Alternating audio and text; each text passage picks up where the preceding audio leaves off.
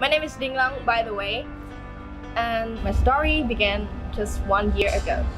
One day, when walking along the street, I saw a poster showing that there was a demo class, and it looked interesting.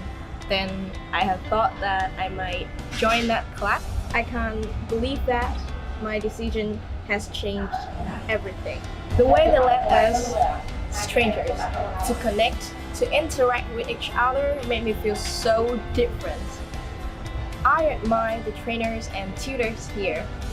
They were really energetic, and they're always willing to help us whenever we have problems. They gave us an amazing learning environment, and I found a brand new me. Actually, it is easy for me to learn grammar and vocabulary thing, but I didn't really know what the purpose of learning English. I got to know more friends. I had a lot of chances to hang out with them and help them with their grammar. And when I did it, I realized that language is not about learning. It's about communicating. It's about getting closer, and Pasal is a wonderful place where not my voice begins, but also me, myself, and I begin.